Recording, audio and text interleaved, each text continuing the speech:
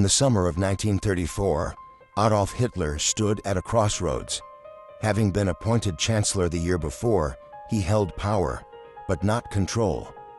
Germany was still a fragile state, its institutions uneasy, its army suspicious, and its political future uncertain. Within Hitler's own movement, the Nazi Party, a dangerous rivalry was growing. The stormtroopers, known as the SA, numbered in the millions and were led by Ernst Röhm, a longtime ally who dreamed of replacing Germany's traditional army with a revolutionary people's force. To Germany's military leaders, industrial elites, and conservative politicians, Röhm was a threat. To Hitler, he was a liability that could no longer be ignored.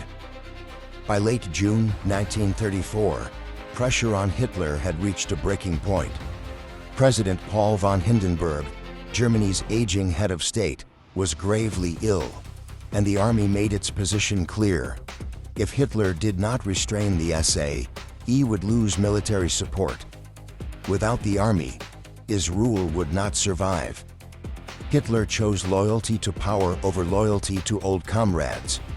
What followed was a carefully planned purge, executed with speed, secrecy, and ruthless precision.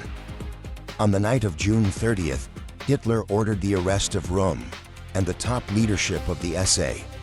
Nazi leaders were lured to meetings, hotels, and private residences across Germany. In Munich, Hitler personally confronted Röhm at a resort, accusing him of treason. Röhm was imprisoned, then executed days later.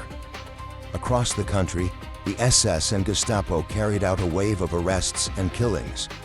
Some victims were members of the SA, but many others had little connection to Röhm's alleged plot. Political rivals, former allies, and outspoken critics were eliminated under the cover of a fabricated conspiracy. Among the dead were Gregor Strasser, a prominent Nazi who had challenged Hitler's authority, and General Kurt von Schleicher, a former chancellor whose influence worried the regime. These killings were not acts of spontaneous violence, but deliberate removals of anyone who might stand in Hitler's way. In less than 72 hours, the Nazi leadership reshaped itself through bloodshed. Official figures later claimed fewer than 100 deaths, but historians estimate the true number was significantly higher. In the days that followed, Hitler justified the purge to the German public as a necessary act of state defense.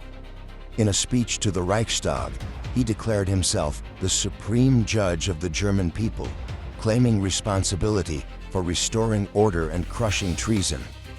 The courts were sidelined, and a law was passed retroactively declaring the killings legal. Violence had been transformed into policy, and murder into authority. The response from Germany's institutions was decisive and revealing. The army welcomed the destruction of the SA, which it viewed as a rival. Conservative elites expressed relief. President Hindenburg offered his approval. There was no serious resistance. With one operation, Hitler had neutralized internal opposition, secured the loyalty of the military, and demonstrated that his power was no longer bound by law. Just weeks later, Hindenburg died. Hitler merged the offices of Chancellor and President, assuming the title of Führer. The army swore a personal oath of loyalty, not to the Constitution, but to Hitler himself. The Night of the Long Knives had cleared the final obstacles to absolute rule. The Purge of 1934 marked a turning point in Nazi Germany. It revealed the true nature of Hitler's leadership and the regime's willingness to use terror as a tool of governance. What began as a political maneuver became a warning to all. Loyalty would be enforced, dissent would be destroyed, and power would be maintained through fear. The Night of the Long Knives was not just an episode of violence. It was the moment Hitler proved that no law, no institution, and no human life stood above his ambition.